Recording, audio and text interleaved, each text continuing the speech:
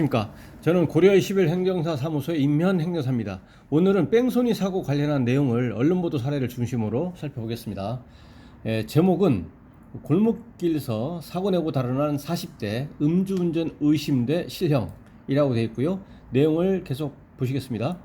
좁은 골목길에서 마주 오던 차량을 그대로 들이받고 달아난 40대 화물차 운전자에게 법원이 음주운전이 의심된다며 실형을 선고했다.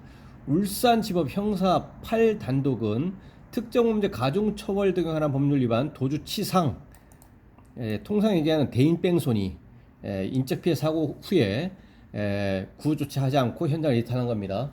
도주치상, 도주 차량이죠. 도로교통법 위반, 사고 미조치, 물적피해 교통사고를 야기해서 신고라든가 이런 걸 하지 않고 현장을 이탈한 겁니다. 통상 대물뺑소니 이렇게도 얘기합니다. 그래서 이제 특가법상의 대인뺑소니와 도로교통법상의 그 대물뺑소니 혐의로 기소된 A씨 43세에게 징역 10월 실형입니다. 징역 10월에 실형을 선고했다고 4일 밝혔다. A씨는 2021년 3월 울산 중구의 한 골목길에서 포터 화물차를 몰고 가다 마주 오던 B씨의 승용차 좌측 부분을 들이받는 사고를 내고 그대로 달아난 혐의로 기소됐다. 차 대 차 사고이고, 그래서 계속 보시면 이 사고로 B씨는 뇌진탕으로 2주의 상해, 그래서 인적 피해가 발생했고 와 함께 57만 원 상당의 차량 파손 피해를 입었다. 물적 피해. 그러니까 대인 대물 다 있는 거죠.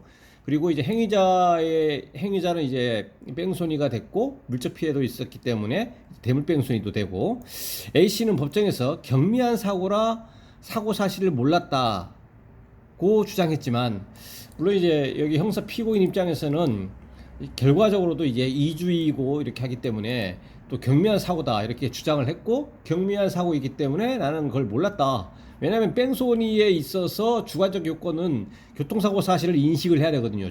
주관적 요소의 요건이, 그러니까 범죄 구성 요건에서 주관적 요소로서 교통사고 사실을 인식을 해야 되거든요. 그러한 사실을 인식을 했음에도 불구하고 구호 조치를 하지 아니하고 현장을 이탈한 것이 뺑소니이기 때문에, 그래서 이제 그것을 이제 뒤집기 위해서 범죄 구성 요건에 해당하지 않다라고 주장하기 위해서 나는 몰랐다, 인식하지 못했다라고 주장을 한 거죠. 그런데 재판부는 A씨의 음주운전이 의심된다며 이를 받아들이지 않았다. 실제요, 구체적인 사실관계는 모르죠. 이 언론 보도 내용으로는 개괄적인 것만 나와 있는 거니까요. 재판부는 피고인이 진지하게 범행을 반성하지 않고 피해 회복 노력도 없다. 이 워딩에 의해서 추정되는 것은 범행을 반성하지 않는다는 얘기는 이제 몰랐다라고 하는 거죠. 몰랐다. 교통사고 사실을 몰랐고, 그 다음에 몰랐기 때문에 또 연결 지어서 난 몰랐기 때문에 그 특별하게 피해자에 대해서 내가 피해 회복을 하기 위해서 합의를 할 필요가 있나? 그래서 합의를 하지 않은 걸로 일단 추정이 됩니다. 그래서 인정하지 아니하고, 그다음에 합의도 잘 안 된 걸로 이렇게 보이고, 그리고 세 차례 음주운전으로 처벌받은 전력이 있고, 세 차례 음주운전 전력이 있습니다. 여기에서의 특가법상의 대인뺑소니와 도로교통법상의 대물뺑소니, 이 동일한 범죄는 아니지만 과거에 음주운전 전력이 있다라는 것이고, 사고 당시에도 음주운전한 것으로 강하게 의심되는 점 등을 종합해보면 엄벌이 불가피하다라고 하면서 실형 선고의 이유를 밝혔다 이렇게 되어 있는데요. 근데 사건 당시에도 음주운전한 것으로 강하게 의심된다고 했지만 또 이 워딩을 그대로 해석하면 객관적 증명은 여기서는 보이지 않습니다. 단지 재판부에서 그렇게 보인다는 것이고, 이렇게 음주운전한 것으로 의심이 된다는 그 판단의 근거 중에 하나는 세 차례 음주운전인데, 이 세 차례 음주운전이 과연 이게 아주 오래전일까? 그러니까 최종적인 세 번째 음주운전이 지금으로부터 20년 전일까? 그런 개념인 것으로는 안 보이고, 이걸로만 그대로 추정을 하면 아마도 최근이지 않을까?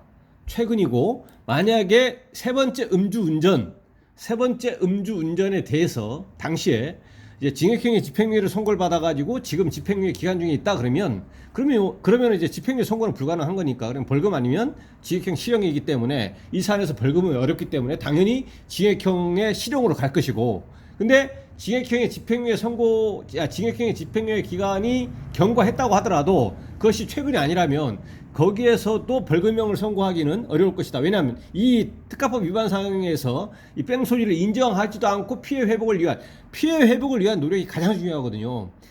어떤 피해가 있으면 이 사고가 내가 사고를 야기하지 않았더라면 애초에 사고를 야기하지 않았더라면 이 피해자는 피해가 없었을 텐데 그럼 평화로운 상태가 유지되고 있었을 텐데 그래서 현실적으로 사고가 나버렸기 때문에 사고가 나지 않았을 그 과거를 회복을 시켜주는 것이 가장 중요하다는 얘기죠. 변호사 100만 명을 선임하는 것이 중요한 것이 아니라 피해 회복을 위한 피해자하고 합의가 제일 중요하다는 거죠. 그래서 여기서는 피해 회복을 위한 노력, 합의를 하지 않았다는 것이고 그것은 또 인정하지 않았다. 법원에서 볼 때는 특가법 위반인데 근데 본인은 경미하기 때문에 나 인정 못한다. 그래서 나는 몰랐다. 이렇게 하는데 어쨌든 결과적으로 법 판단의 주체는 인정이 되는데 인정을 하지 않고 그다음 피해자에 대해서도 뭐 합의라든가 이런 것이 안 돼버렸기 때문에 집행유예 기간이 설사 지났다고 하더라도 징역형 실형을 선고할 수밖에 없지 않았겠느냐라는 생각이 듭니다. 근데 이 세 차례 음주운전 전력이 아주 오래전이다라고 한다면 여기서 그런 경우에도 여기서는 일단은 이 범죄 사실에 대해서 인정을 하지 않는 부분 이런 부분이 가장 중요하고 왜냐면 반성하지 않는 거니까 반성한다는 그 전제는 일단 인정하고 그 다음에 반성한다 이렇게 돼야 되는데 반성하지 않는다는 것은 일단 인정하지 않는 것이 돼버리고 그리고 이제 피해 회복을 하지 않았기 때문에 그러해야 하기 때문에 근데 통상 뺑소니의 경우에는 보통 이제 경찰 검찰 법원으로 넘어오면 전부 다 대부분 다 인정한다 이렇게 하거든요. 인정하고 그다음에 합의가 나는 최선을 다하고 실제로 합의는 안 될 수도 있겠죠. 혼자 하는 것이 아니기 때문에 나는 합의하려고 하더라도 피해자가 합의를 원하지 않으면 합의를 못 할 수 있는 것이고 또 반대로 피해자가 합의를 하고 싶어 해도 민사뿐만 아니라 형사 합의까지 다 포함해서 하고 싶어 해도